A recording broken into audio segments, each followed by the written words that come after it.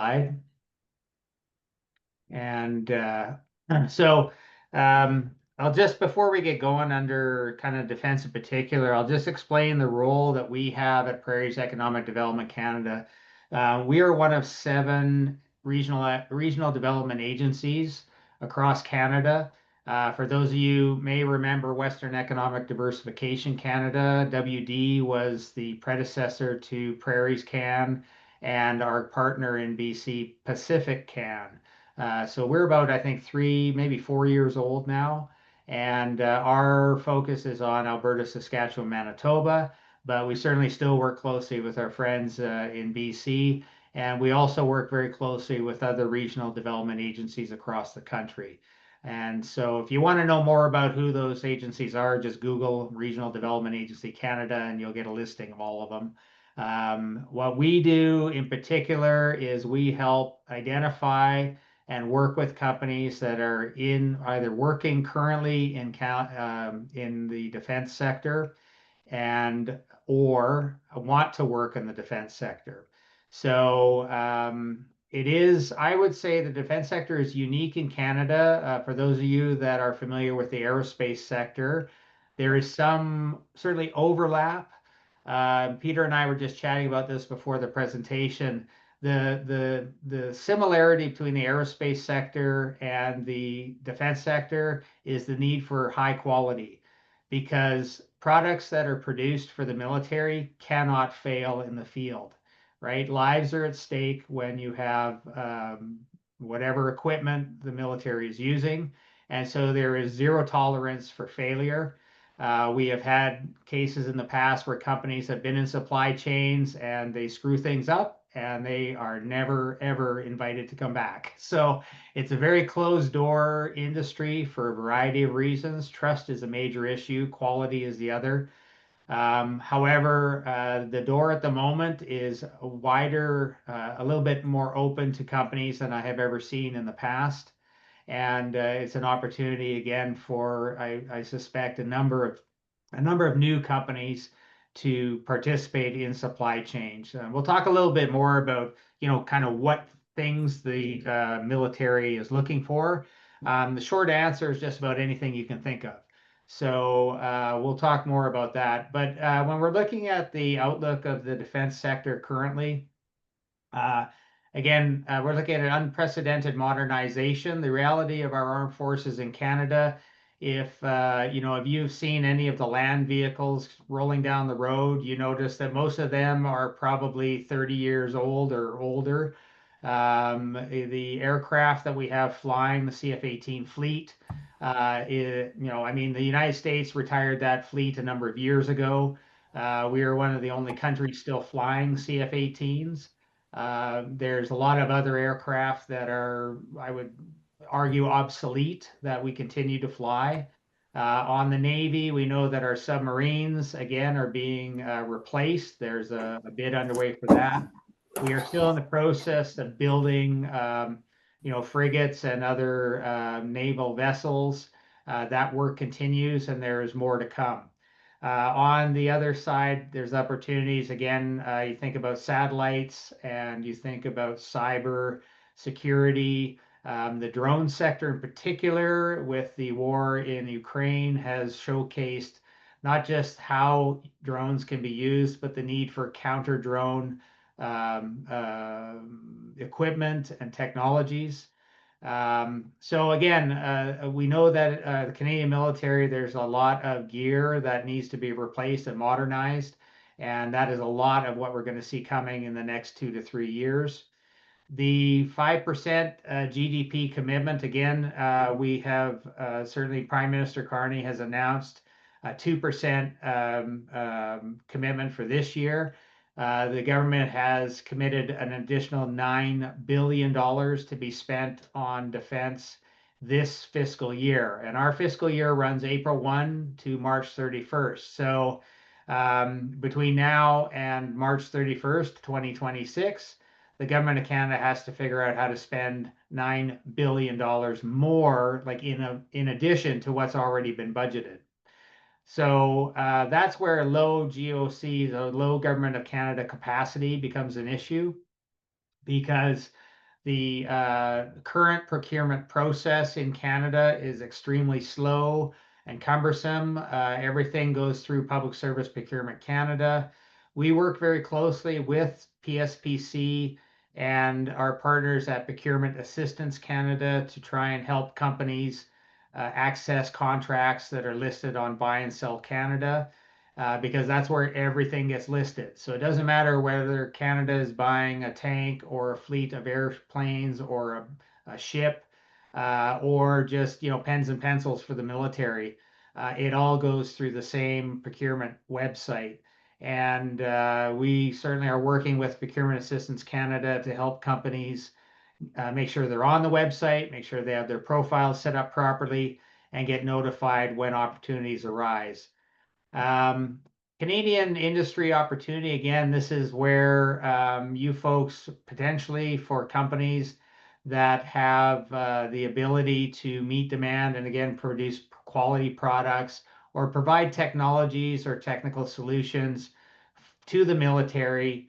Those are areas where we're working quite closely with Department of National Defense on how to get technology and equipment into their hands sooner so that if you have something new, they can test drive it, they can get a look at it, and determine whether it's actually a product that they can use. Because just like Dragon's Den has taught us, just because you think it has a military application, it may not actually have a military application for a variety of reasons. So, just like I said, that's an area we're working very closely with our friends at the National Research Council's IRAP program, Department of National Defense, and the Defense DRDC, Defense Research Development Canada folks. So more to come on that.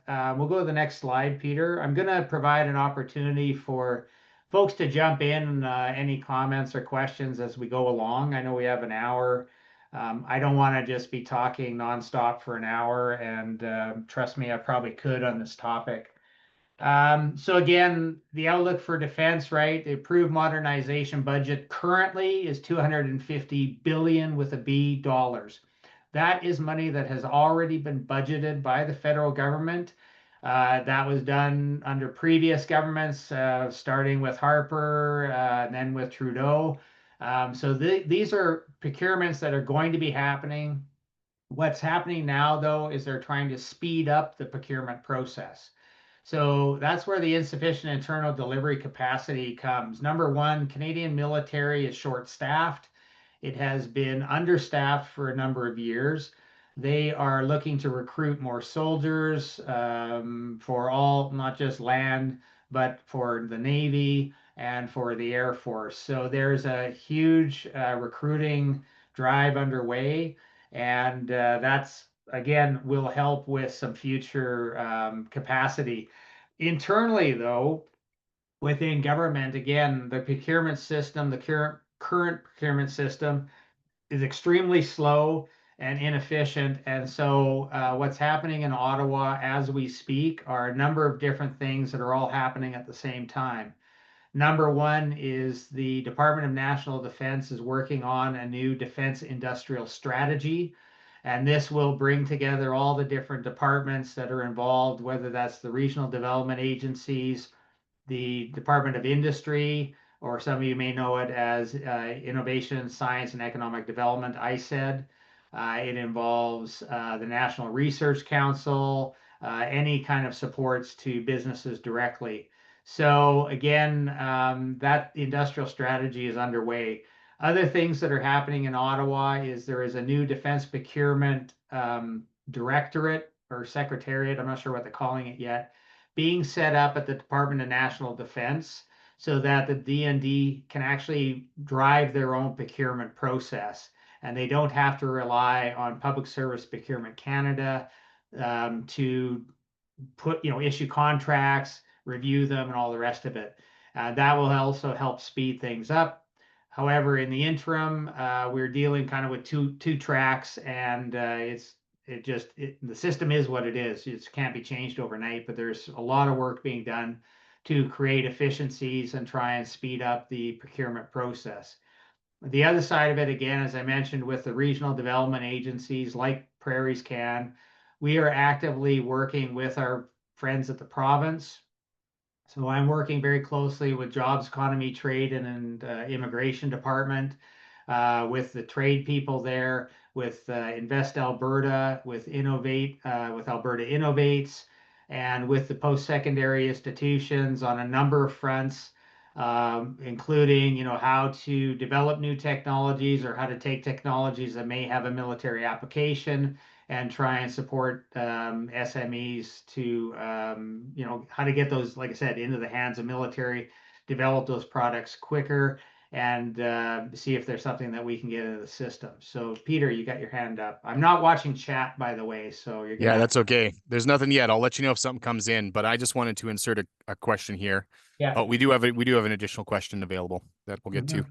Um, so you're talking about improvements to procurement. So it's been my experience in following this stuff closely, just as a nerd that I am, that Canadian procurement is the laughing stock of the world. And Germany might be Well, almost as I mean, bad.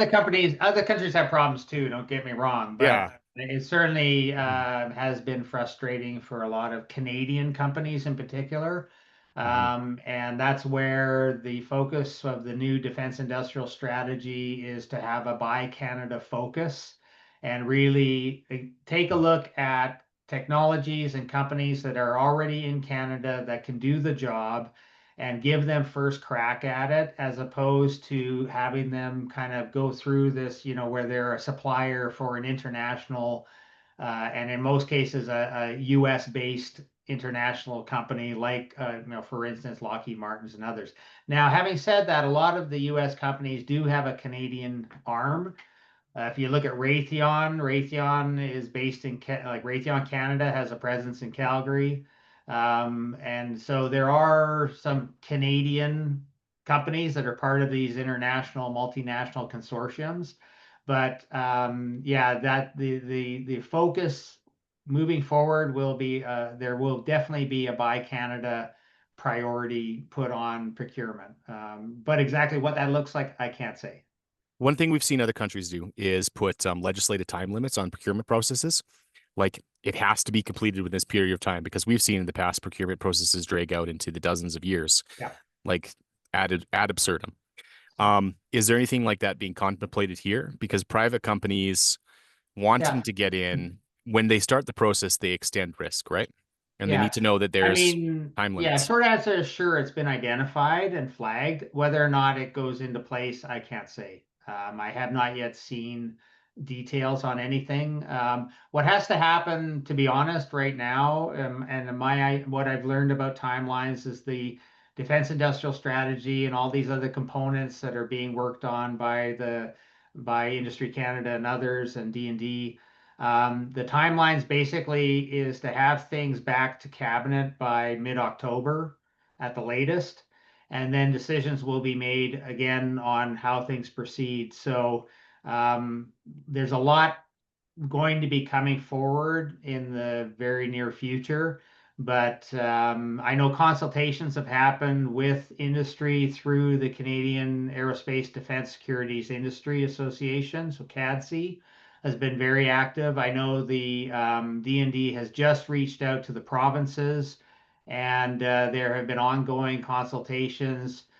We have one next week in Calgary with Canadian Global Affairs Institute has been hired by D&D to again engage with industry directly. And so that's again happening. There are representatives from Department of National Defense going to be attending Convergex next week in Calgary.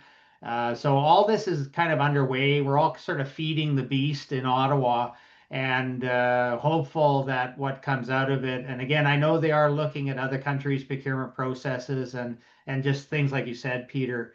I did see a chat come up real quick asking about, is there a portal or some way to get technologies directly in front of D&D? And the answer is not currently. Now, we are in discussions. The only way at the moment, to be honest, is through what's called the Ideas program. And I'll mention that a little bit later in the presentation.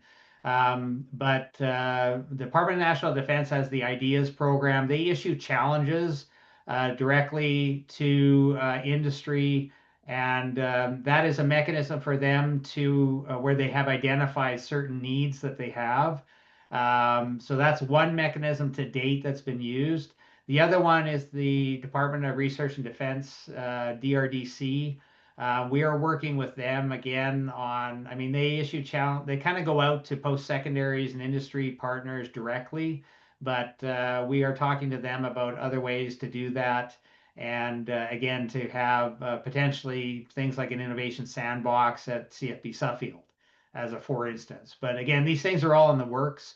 There is a lot of good work being done. Anyway, so at the moment, no. However, we do have for Prairies Can one mechanism that we are working with Department of National Defense and with large prime contractors like everybody from Boeing to Lockheed Martin to General Dynamics, Mission Systems, I mean, you name it. We have the Prairies Defense Opportunities Gateway, which is an online portal that companies can register on. And anybody that's on the call today, if you're a company that you're interested in learning more about it, just get in touch with me and I can connect you up with that. But there's certainly some interesting things. The Ideas program, thanks Kim for putting that on. There'll be more to come and more opportunities for again getting technologies and working in the defense sector. Again, it's all about opportunities and more coming. So let's move on to the next slide. So we know the outlook is increased spending, period, right? That's happening. So on the fighting force side, again, this is just money that's been committed in the near term. They're looking at accelerating recruitment and retention to Canadian Armed Forces. So CAF is Canadian Armed Forces. D&D is Department of National Defense. So the difference in the military, CAF is your actual military armed forces, and they report under, a brigadier general or an admiral or whatever. If you're talking about D&D, you're talking about the civilian side, and that's everybody from policy folks that are working on defense industrial strategy to department, like I said, DRDC staff that are research scientists and work under D&D. So there's this kind of split between the actual military, the folks that you see in uniform, and those are considered CAF, and D&D is the procurement side of things. So we'll just go to the next slide. I'll kind of jump through this. If you have any questions or want any clarification on this, but this has all been announced. It's online. You can look this up, Google it. 844 million coming for again for repair and sustaining capabilities. So again, this is the National Procurement Program, and this is about the repair and maintenance of existing equipment.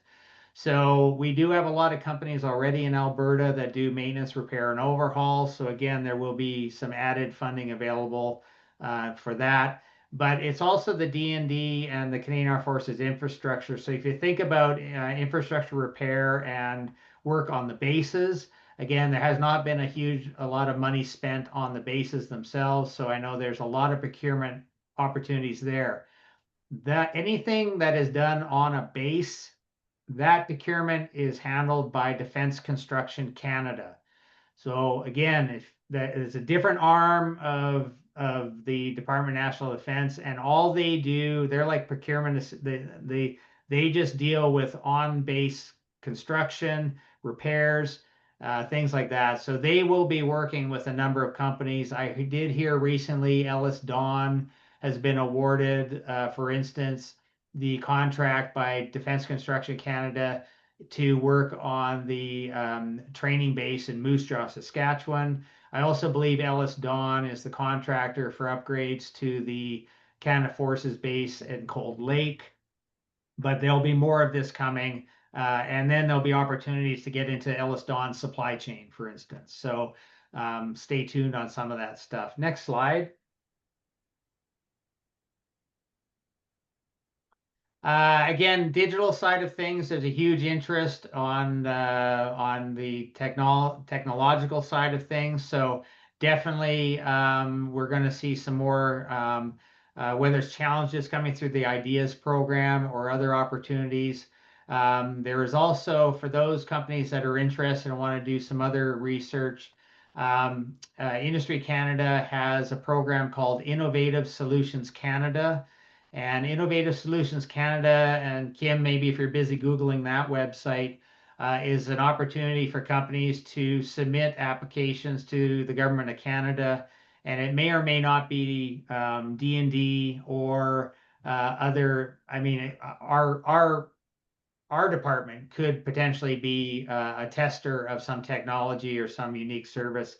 So that's another mechanism to kind of get technology and to get things in front of the government of Canada. We do see Canada Space Agency, D&D, their big uptake, like, but again, it's sometimes capacity within the department to actually monitor and work with companies. So there'll be more to come on the digital front for sure. Next slide. Again, $1 billion about enhancing capabilities. So this is where the work right now, a lot of interest in upgrading NORAD and work in the Arctic. There's going to be opportunities for expansion of the base at around Churchill, Manitoba. They're looking at the I want to say restarting, but I mean, there used to be a naval base just south of Churchill, and they're looking to revamp that. Some of the northern, very remote northern facilities as well. So again, lots coming on that. For those who want to know, ONSAF, ONSAF is an acronym for, and if you want to Google it, this was the previous government's Our North Strong and Free. I think Strong and Free was the defense kind of blueprint for the country. There's another version coming, so stay tuned. But if you want to take a look at where things, a lot of the current procurement plans are listed under ONSAF, and there are again, the new one is being worked on as we speak, and we should see something hopefully by the end of this calendar year. Next slide. Again, stronger defense partnerships. This is going to be a lot to do with working with NATO and with other countries. Definitely are wanting to have more closer relationships with countries other than the United States, to be honest. And that's not surprising to anybody that has seen the shift in the administration currently in the US. I would say, however, this has been coming for some time because even under the Biden administration and previous to that, there has been a growing US, like a focus on US first. So we've seen a lot of Canadian companies that were supplying into the United States military. Their contracts are getting less and less. They're also being forced to actually set up operations in the United States if they want to have military contracts. So the Department of Defense, newly renamed Department of War, has been looking to Canadian companies less and less in their supply chain, whereas NATO countries, certainly in Europe, are looking much more to Canada for opportunities to be part of supply chains. A big reason is the strength of the European dollar against the Canadian dollar. So it's obviously makes sense for European countries if they can have Canadian suppliers. It helps their dollar go a lot farther, and again, not a bad thing for Canada. And so we are working very closely with Invest in Canada and Global Affairs Canada Trade Commissioner Service to try and increase the opportunities for Canadian companies to sell into Europe. The nice thing is we have a free trade agreement, so that makes it easy. Next up, slide. So again, I mentioned real quick what we do as a regional development agency. We have a team in Ottawa that works on nothing. All they do is connect up with prime contractors from across the globe.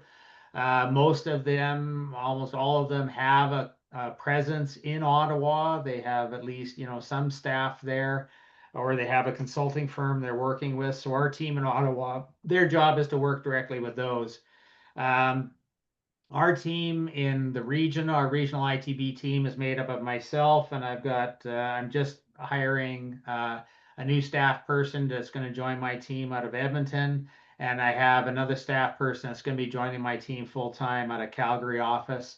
And we'll be working directly with companies. Our job in Alberta, in the region here, is to, again, um, understand companies that are in the defense sector already, what their capabilities are, what's their capacity to grow.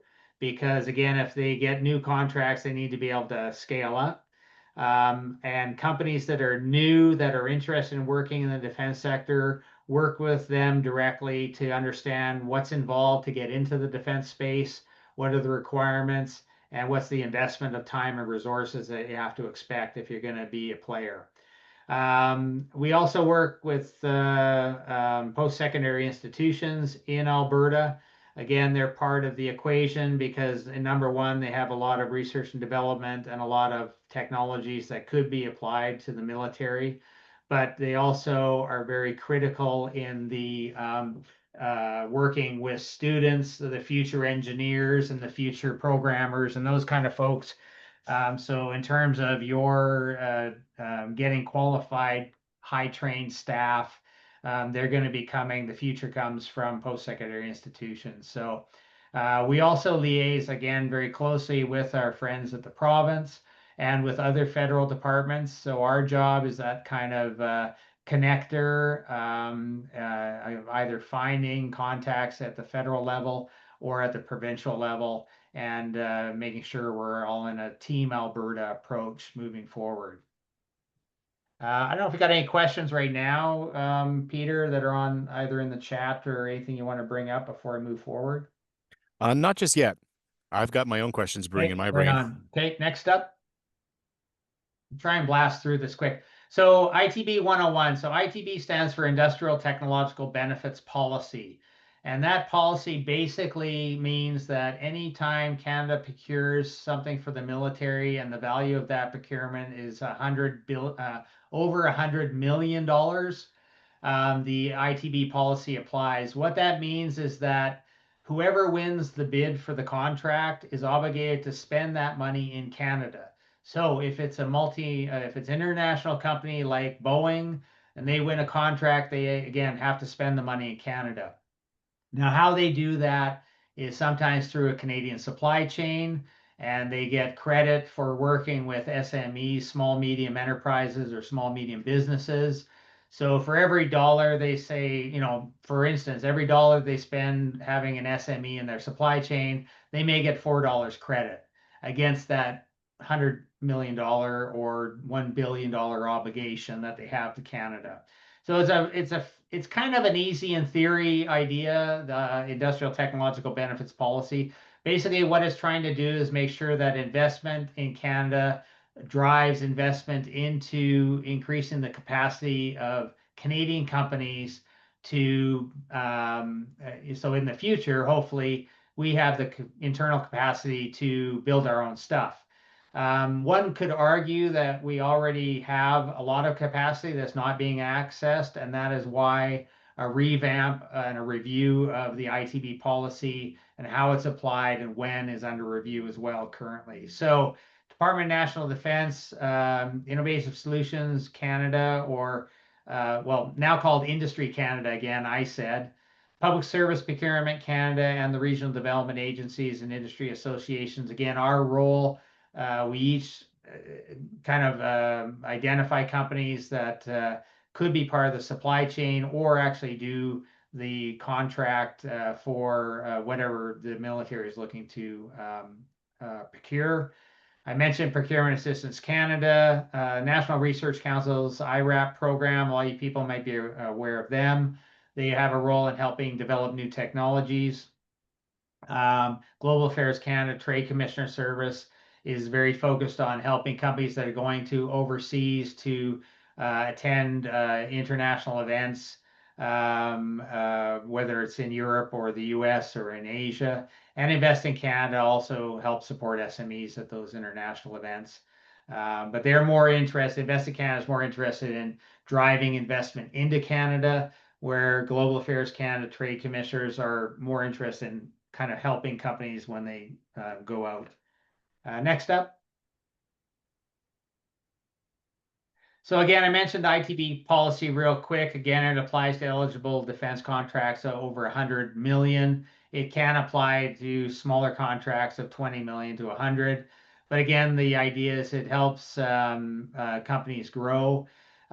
We are suspecting there might be a little bit more of some regional distribution across the country. If you look at procurement right now, the bulk of industrial technological benefit money goes to Ontario and Quebec. And if you think about, having industry, it's probably not a good idea to have everything centered in two provinces. And so, how do you drive some of that out to not just British Columbia, but Alberta, Saskatchewan, Manitoba, and the Atlantic provinces? So, again, we're going to see what comes here in the coming months. But basically, this ITB policy is one that countries like Australia also have an ITB policy. Finland, a lot of Scandinavian countries where they may not produce their own or have the capacity to build their own products. We are currently looking to again increase the capacity of Canadian companies. I would argue there is the ability for Canadian companies to build most everything in this country. Um, Aircraft is probably the one exception, but even there, we can build a Bombardier, de Havilland, and others are already building planes here. They certainly could compete on a lot of these things to build products in Canada. As a shipbuilding program, again, there's capacity there. Submarines are the one area where we don't, for sure. So that's why you have ThyssenKrupp Marine Systems, TKMS, and Hanwha from South Korea have been identified as the two bidders. But again, there will be benefits to Canada regardless of which of those companies win the submarine bid. Next up. Again, mentioned real quick, but on everything that a company is, if you're an international company looking to put a bid together in Canada, Canadian content value is everything. So, for instance, we are working with TKMS from Germany on the submarine bid on helping them with their Canadian content value. So they are looking at direct suppliers to be part of the production of the submarine. And then also they're looking at potentially suppliers for the maintenance, repair, and overhaul and the in-service support for those fleets once they are up and running and built. They're planning to build the submarines in Canada, TKMS in particular. So they're looking for Canadian suppliers. But they also are looking for what they call indirect offsets and opportunities for investment, whether it's in satellite technology or other things. These are all tied into what they call multipliers. So for a company that wins a bid, so say for instance, if TKMS wins the bid to build submarines, they will also have the ability to do transactions for satellite research, drones, all kinds of stuff. It may not be directly related to their submarine build, but there might be a number of things that they're not able to actually build in Canada. And so that's where some of the interest in the indirect side, investments into clean technologies, investments into quantum computing, AI, all kinds of stuff, might be applied there. So again, it's an area that is not just directly on the build sometimes. There are opportunities elsewhere. So next slide, please. I want to give some time for a Q&A. Again, business transactions we talked about, they're looking for investments. And again, there may be opportunities for companies that don't have a direct investment or a direct supply chain. More limited, but again, it is an opportunity there. So, this is an area where we can give certainly the more we know about a company and the more we know about what your capabilities and the type of products and services that you can provide, that helps us connect you up with these prime contractors or their tier 1 or 2 suppliers that are looking for, again, very specific type of either technologies or products and services. Next slide. And again, earlier I mentioned the defense sector in particular is very picky about the kind of companies they work with. Generally speaking, you have to have ISO certifications or some sort of quality certification. And again, if you're looking at marine industry, there are requirements there. The Canadian Controlled Goods Program is something that is again required if you're going to be a supplier directly under a prime. And that is something you have to be sponsored to do. So it's not something you can just apply for and get. You actually have to have a company that's already in the defense space sponsor you. And then, of course, cybersecurity certification is a requirement in the United States currently. It will be a requirement very shortly for Canada. So these are all things that we can help assist companies understand. There is potentially some funding coming from the province and from ourselves or through a third party that will be helping to assist companies in obtaining some of these certifications. So stay tuned. At the moment, there is nothing, but again, we recognize this as a gap and one of the areas and barriers to companies to participate in the defense space. And we are looking at some potential solutions coming in the very near future. Next slide. Events. Again, anybody that's very, if you're serious about getting into the defense space, you got to show up. You have to be, again, it's building relationships. This sector, more than any other, is about relationships and about trust. And the big one annually, CANSEC, happens in Ottawa. That is put on by CADSI, the Canadian Aerospace Defense Securities Industry. It costs money to play. You have to be a CADSI member to attend. That all costs money. We do have some local ones. The first one in particular that's going to be of interest for folks, and again, the nice thing in Alberta is this is virtual, is the Western Innovation Forum that happens in February. It is a virtual event, and we set up matched B2B sessions with. Last year, we had like 35 prime contractors in attendance. We had over 800 B2B meetings in a week. Again, that will be coming in February, and we will host some pre-sessions, just in terms of how to do a pitch, how to get ready for a B2B meeting with a defense contractor or one of their suppliers. So stay tuned. More information coming on that. Again, if you're interested in getting into that, I'm going to encourage you to get registered on the Prairies Defense Opportunities Gateway, because if you're registered on that, you will automatically get an invitation to the Western Innovation Forum. Saskatchewan puts on an aerospace defense forum in March. There might be opportunities for companies to go there. The Ottawa Conference on Defense Security is more of a policy-driven one, but DefSec West is coming to Calgary in March. And then in May, the Alberta Defense Summit that we work with the Alberta Aviation, Aerospace, and Defense Council. That is going to be in Edmonton in May. We had a very successful conference in May of 2025 in Calgary. And again, you can see some other events that are going to happen throughout the year. Manitoba just had their defense procurement workshop. I also host a monthly industry meetup. So any companies that are, again, working in the defense space, it's an opportunity for them to hear from ourselves and partners at Global Affairs Canada, National Research Council, others, and from the province on kind of what is happening. Events, and there are a number of international events that the province has trade people going to and missions that are happening. So again, you can learn more about that. If you're interested in joining that, again, you need to talk to me first. We'll have a conversation and then get you invited to those monthly meetups. Next slide.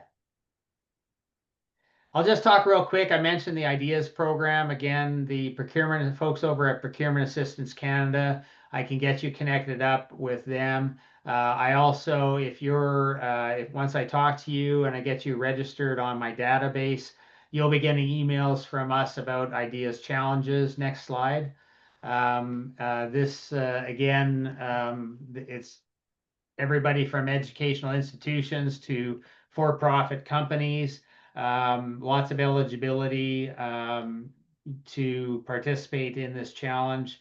And I can get you, I mean, you can see it online, just Google ideas, but certainly there'll be opportunities there. Next slide. Again, I mentioned Procurement Assistance Canada. I can connect you up with these folks if you're interested in accessing Buy and Sell Canada, or if you're already registered there. They're very good at helping companies work on their profile so that you're getting the right notices for procurement opportunities. A lot of people register and they don't have a good profile or don't understand the system, but Procurement Assistance Canada folks can work with you directly. I can connect you up with them if you don't know how to connect with them, not a problem. Next slide. And again, we work with PAC to do education awareness. We did have a get to know day down in Lethbridge last year. I'm not sure if we're going to be doing anything in Lethbridge coming up, but certainly some of the awareness events and education events. Stay tuned. There's going to be more coming in the fall and over the coming months. So I'm just working with my friends over at Procurement Assistance Canada. Last slide, I think, is coming up, and this is just how to contact me. So Brandy Lee is my staff person. She doesn't work on the defense file directly, but she's based in Lethbridge. You can reach out to Brandy. She can connect you up with myself. Kelly Shaw is coming on staff to work in Calgary. And I will have one more person, like I said, working out of the Edmonton office. I just don't have they actually haven't, they're going through a security clearance as we speak. So once they have that, we can have them on board. So more to come. That's it for the formal presentation. And so, yeah, Peter, if you want to kill the slide deck, we can just maybe talk real quick, answer some questions, either go from there. Awesome. Thanks, Elliot. Yeah, we got a few questions in the chat. And then if you Okay. want to ask a question live, just pop up your hand and we'll get you in order here. So, Elliot, the first question we had pop in was from Brad Schlossberger, and I'll just paraphrase your question, Brad. What kind of companies in Southern Alberta who might not know they could participate in some of these procurement rounds should be getting this information and should be talking to you? Yeah. So I mean, what I see currently, I think it's a lot of those sort of the tech companies. Like I said, there's interest in a variety of things. I would say if you're, you know, if you're a construction company, that kind of stuff, you need to be talking with Defense Construction Canada and Procurement Assistance Canada directly because we don't get involved with on-base type of construction. But you know, I'm interested in clean tech companies. I'm interested in a variety of technologies. Any supplier to the Pratt and Whitney shop that you've got in Lethbridge, absolutely would be interested in hearing from you. Engineering companies are hit and miss, to be honest. I mean, there is some interest Mm. in some of that. If you're an Indigenous-owned business of any form, I'm interested in talking to you. There's a huge interest from Department of National Defense and from large prime contractors to increase the number of Indigenous-owned companies, and that means Métis owned. So as long as you're 51% owned, and or if you have if your ownership is Métis, absolutely that qualifies. So those are companies that huge interest, and it doesn't really matter what you're doing because those indirect offset transactions can be done with a variety of those. So lots of interest in geospatial AI, anything that yeah, wide gamut. But if you're in the construction side of things or transportation, again, I would say probably more with Defense Construction Canada and the base kind of stuff than with the those other types of procurements. Awesome. Right on. And Matthew Horvath was asking what the best way is to book a follow-up meeting. Kim's going to share your email and Brandy's Yeah. email in the chat. Yeah, absolutely. Best thing, I mean, it's crazy busy, so I'll get set up and have a call with you ASAP. But definitely reach out to me directly and I'll follow up as soon as I can. Basically, what I'm going to be doing is getting you to register, have a look at the Prairies Defense Opportunity Gateway, but I also have an internal kind of questionnaire on your capabilities.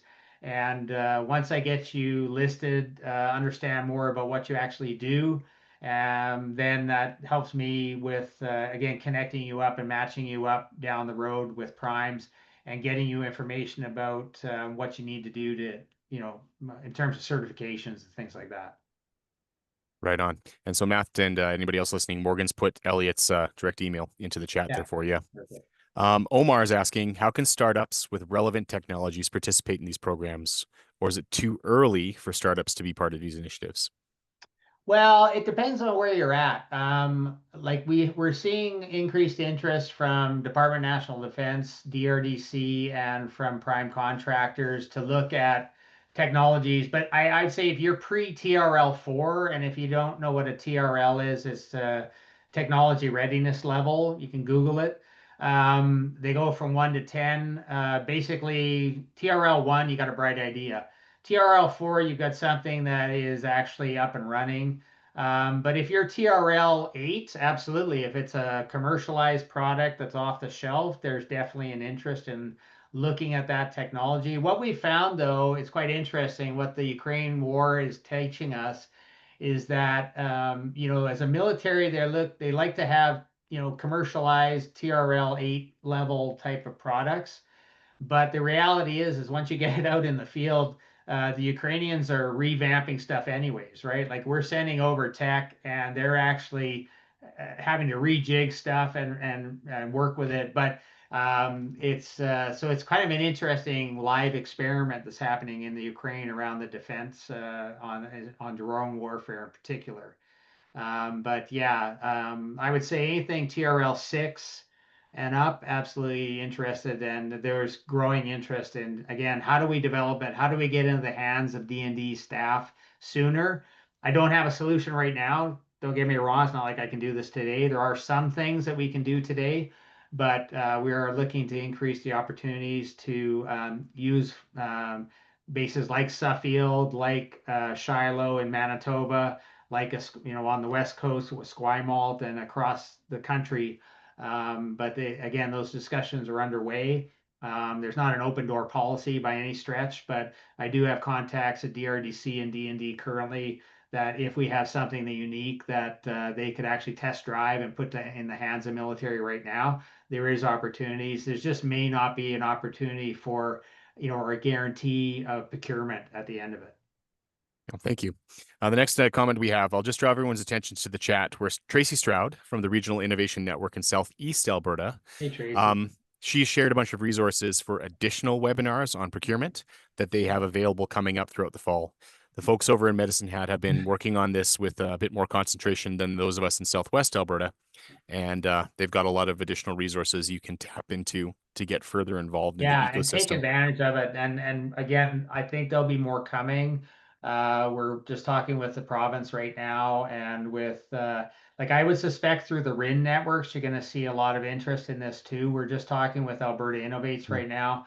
One of the things we're trying to do again is coordinate with the province. There's lots of interest again, but there's so many different pieces to this that the concern is that everybody just goes off and starts doing their own thing, and no one's talking to each other. So we are working on a Prairies Defense Industrial Strategy for our department and how we work with companies. And we've been encouraging. We're talking to the province right now about an Alberta focused defense strategy that so once we see what again, once we learn more, and we're learning more already about the defense industrial strategy for the nation, the province has been invited now to kind of have some input, Mm. but they're also developing their own. So we're working with Ginger Lamb and the folks at JETI on how we can work with that, because again, it's not just it's workforce development, it's advanced education. So there's a whole side of the province's responsibility. But again, if we do it right, we'll have hopefully a lot more contracts and opportunities for Alberta-based businesses coming in the next, like I said, 2 to 3 to 5 years. Yeah. Okay, Elliot, Pratik's got a really good question here Okay. because for folks like me who are interested in investment attraction, the fact that the government's dropping this many billions of dollars is a big investment attraction opportunity. So, what are the opportunities for foreign innovators and SMEs to enter the Canadian defense market with their technologies and products? Yeah, it's going to be interesting. I mean, there's lots of discussion right now with companies from Ukraine because again, they're developing technologies that are unique, and they are actually now starting to talk about coming to Canada and potentially Alberta to set up shop and bring tech here. So, my concern, and I've expressed this certainly with Invest Alberta and with the province, with their trade people and our own trade commissioners at Global Affairs Canada. I would really encourage your local economic development officers and your folks to concentrate on events that are in Canada because we can work with the Trade Commissioner Service, you can work with Invest Alberta to in terms of investment attraction, but the concern is, when you go to a foreign country or you go to a defense event that's external and in a, you're a small fish in an ocean. If you're at a defense event in Canada, you're a small fish in a lake. If you're at a defense event in Alberta, you're a fish in a pond, and they're actually fishing for you because you're here. So think closer to home, coordinate with Invest Alberta, coordinate with the Trade Commissioner Service. I have connections with Invest in Canada.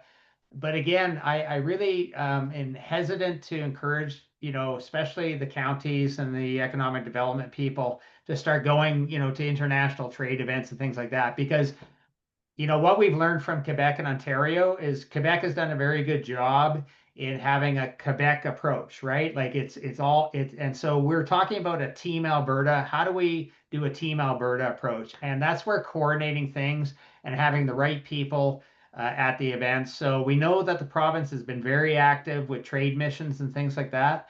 But again, we've been encouraging them to make sure they talk to each other and talk to us because there's opportunities to utilize trade commissioners that are in country. Certainly, that's a mechanism. But do your homework before you go. And as a company, I really am hesitant to have come unless you've got a solution that you're already in the military space, you're already you're selling already to foreign entity or companies like yeah, someone new, I wouldn't be going to, AUSA or Farnborough Air Show or things like that. Doesn't make sense. But if you're going there with government of Alberta, or we're working right now with the Alberta Aviation, Aerospace, and Defense. They just changed the name from Alberta Aviation Council because they are taking they're working seriously looking at sort of the defense side of things and becoming kind of the de facto association for Alberta. So I can connect you up with those folks at Alberta Aviation Aerospace Defense is what they're calling themselves now. So again, look at their website. They're doing some good work. We're working with them and some others like ConvergeX Foundation in Calgary. They're going to be again doing a lot of work with dual use technologies. So if you got something from an oil and gas sector or clean tech or that mining, forestry, how does that get over to a military side of things? So again, a lot more coming in the next few months here. Okay. And we're just coming up to our time limit here. I would encourage everybody if to write down the contact information for Elliot and Brandy that was shared either in the presentation. This presentation will also get emailed out with Elliot's permission to all of the attendees who were on the call today. And the YouTube video will be upline in a couple of weeks on Southgrow's YouTube page as well for anybody to share and go back and look at. And I encourage you, you've got Brandy Lee's face up there, so you know who you're talking to if you reach out locally. Do you want to just briefly introduce yourself, Brandy, before we say goodbye? Sure. Hi, everybody. I'm Brandy. I've been with Prairies Can for about a year and a half now. And if you need to find me, I work out of the post downtown in Lethbridge 3 days a week and then kind of roam around and work from home a couple of days. But I'm happy to chat with you if you have any questions or want to just touch base. I'm here for you. So, I mean, thank you so much for sharing your time with us today, folks, and for everybody who attended over their lunch hour. We know it's a busy day, and we appreciate you tuning in and learning about the opportunities that are coming, so that we can make sure that we get some of this action for Southern Alberta. Yeah. Thanks, Peter, for the opportunity. And it may sound funny, but we're from the federal government. We're actually here to help. So I'll leave you with that one. Have a good run. Thanks for That's a having us. great way to sign off. Thanks so much, folks, and have a great day. See ya. Take care. Mhm.